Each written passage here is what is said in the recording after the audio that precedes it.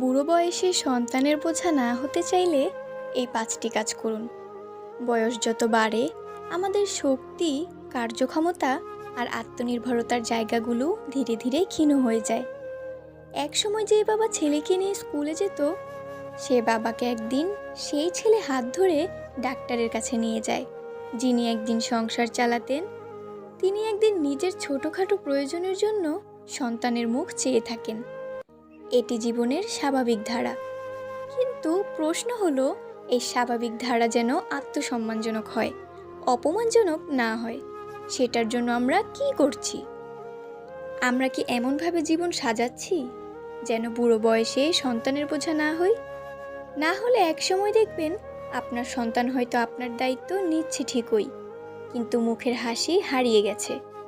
সে আপনাকে বোঝা মনে করছে, যেটা আপনি কখনো চাননি।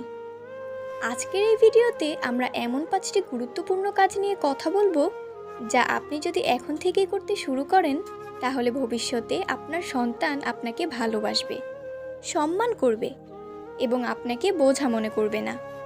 আপনি হবেন সম্মানিত একজন অভিভাবক, বোঝা নয়।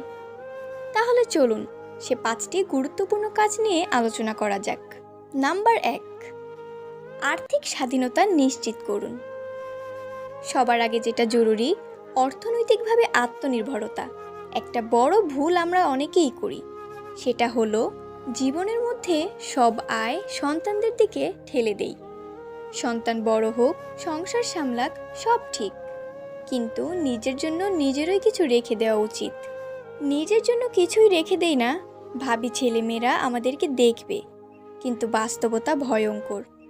অনেক সন্তানের এই সক্ষমতা বা মানসিকতাই থাকে না পিতামাতার সকল দায়িত্ব নেবার। তখন আপনি পরিবর্তনশীল হয়ে পড়েন, যা আপনাকে সবচেয়ে বেশি কষ্ট দেয়। তাই এখন থেকেই এমনভাবে চলুন যেন বুড়ো বয়সে আপনার খরচ চালানোর মতো কিছু সঞ্চয় থাকে। যদি সম্ভব হয়, পেনশন, প্রভিডেন্ট ফান্ড, স্থায়ী আমানত অথবা এমন কিছু ব্যবসা যেখানে আপনি সরাসরি কাজ না করলেও লাভ পেতে পারেন। এই ধরনের উপায় রাখুন। যারা চাকরি করেন তারা 40 বছর থেকেই ভবিষ্যতের জন্য আলাদা করে টাকা জমাতে শুরু করুন। যারা ব্যবসা করেন তারা ব্যবসা থেকে সঞ্চয় করুন। ভবিষ্যতের জন্য একটা ইমার্জেন্সি ফান্ড গড়ে তুলুন, কারণ দিন শেষে টাকা আপনার সম্মান, আপনার স্বাধীনতা নিশ্চিত করে। অর্থের অভাবে আপনি নিজেকেই ছোট মনে করবেন, আর সন্তানেরা যদি খরচের চাপে বিরক্ত হয়ে পড়ে, সম্পর্কের সৌন্দর্য হারিয়ে যাবে। নাম্বার 2, শারীরিক ও মানসিক সুস্থতায় বিনিয়োগ করুন। বুড়ো বয়সে সবচেয়ে বড় যুদ্ধটা হয় শরীর আর মনের সঙ্গে। যখন শরীর বয়সের ভারে ক্লান্ত হয়ে পড়ে, তখন আপনি অন্যের সহায়তা ছাড়া চলাফেরা করতে পারেন না। আর মন, সেটা তো দুর্বল হয়ে পড়ে, অবসাদে ডুবে যায়। এজন্য এখন থেকে শরীর ও মনের যত্ন নেওয়া শুরু করুন। প্রতিদিন অন্তত 30 মিনিট হাঁটাহাঁটি করুন। স্বাস্থ্যকর খাবার খান। অপ্রয়োজনীয় ফাস্টফুড এড়িয়ে চলুন। নিয়মিত স্বাস্থ্য পরীক্ষা করান। বিশেষ করে 45 পেরিয়ে গেলে মানসিকভাবে সুস্থ থাকতে হলে নিজের পছন্দের কিছু করুন। কবিতা পড়া, বই লেখা, গাছ লাগানো, মসজিদে যাওয়া, সমাজসেবায় যুক্ত হওয়া, যা কিছু মনকে শান্ত করে তা করুন। বয়স বাড়ার সঙ্গে সঙ্গে যদি আপনি শারীরিক ও মানসিকভাবে শক্ত হয়ে থাকেন, তাহলে আপনি নিজের কাজ নিজেই করতে পারবেন। সন্তানের ওপর নির্ভরশীল হওয়ার প্রয়োজন পড়বে না। আর আপনি যদি সবসময় অসুস্থ থাকেন, চিন্তিত থাকেন, মানসিকভাবে ভেঙে পড়েন, তাহলে সন্তানদের ওপর একটা অদৃশ্য চাপ পড়ে, যা ধীরে ধীরে বিরক্তিতে রূপ নেয়। সুতরাং সুস্থ থাকুন, এটাই হবে আপনার সবচেয়ে বড় দায়িত্ব। নাম্বার 3, সম্পর্ককে চাপে নয়, ভালোবাসায় গড়ে তুলুন। অনেক সময় বাবা মায়েরা সন্তানদের ওপর অযথা নিয়ন্ত্রণ আর নির্দেশনা চাপিয়ে দেয়। আমি তোমার বাবা, তোমার এত দায়িত্ব, তুমি কি করছো না করছো সব আমাকে বলতে হবে। এই ধরনের কথাবার্তা সম্পর্ককে বিষিয়ে তোলে। আপনার সন্তান বড় হয়েছে, ওর নিজস্ব জীবন আছে। আপনাকে ভালোবাসে মানে এই না যে সব সময় ও আপনার মতো চলবে। ওর নিজের মতো থাকবে, নিজের পরিবার থাকবে। আপনার সঙ্গে সম্পর্ক রাখতে বাধ্য নয়, সেটা গড়ে তুলতে হয়। তাই এখন থেকেই সন্তানের সঙ্গে বন্ধুত্বপূর্ণ সম্পর্ক গড়ে তুলুন। ওর কথা শুনুন, ওর মতামত সম্মান করুন। ওকে শুধু উপদেশ দেবেন না, মাঝে মাঝে নিজের ভুল স্বীকার করুন। যত বেশি আপনি ভালোবাসা দিয়ে সম্পর্ক গড়ে তুলবেন, তত বেশি ও আপনাকে শ্রদ্ধা করবে।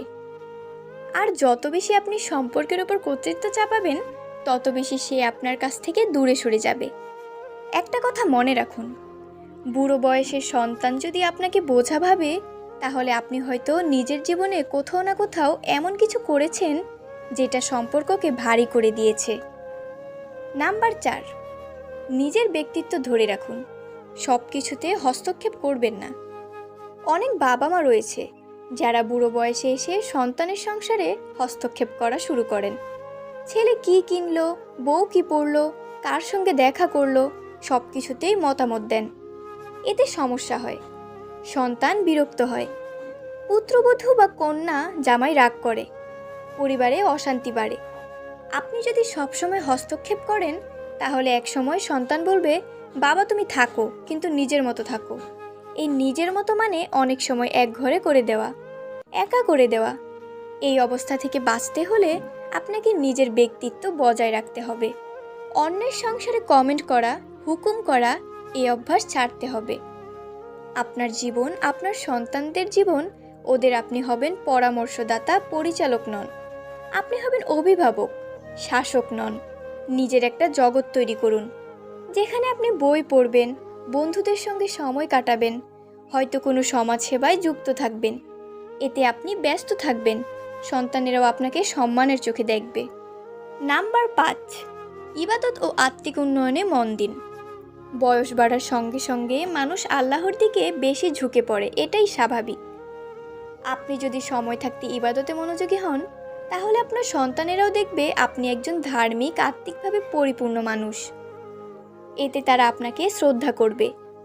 আপনি যদি 5 ওয়াক্ত নামাজ পড়েন, কুরআন তেলাওয়াত করেন, মসজিদে যান, ভালো কাজ করেন, তাহলে আপনার সন্তানেরাও শিক্ষা পাবে। তারা ভাববে, আমার বাবা মা শুধু ভোগে নয়, ত্যাগেও বিশ্বাসী। এই আত্মিক উন্নয়ন আপনাকে এমন এক সম্মানের আসনে বসাবে, যেটা টাকা দিয়ে কেনা যায় না। আপনি আল্লাহর কাছেও প্রিয় হবেন, সন্তানদের কাছেও সম্মানী হবেন। সবচেয়ে বড় কথা, যে ব্যক্তি নিজেকে আত্মিকভাবে উন্নত করে, সে দুনিয়ার অভাব অভিযোগে কম কষ্ট পায়। তার মন শান্ত থাকে, সন্তুষ্ট থাকে। এই মনই আপনার বুড়ো বয়সকে গৌরবময় করে তুলবে। জীবনটা খুব বড় কিছু নয়, কিন্তু এর প্রতিটি অধ্যায় গুরুত্বপূর্ণ। আপনি হয়তো এখন সুস্থ, শক্তিশালী, কর্মক্ষম, কিন্তু একদিন আপনি হবেন বয়স্ক, দুর্বল, পরনির্ভরশীল। তখন আপনি কি চান? আপনার সন্তান আপনাকে সম্মান করুক, ভালোবাসুক, নাকি বিরক্ত নিয়ে আপনার দায়িত্ব পালন করুক?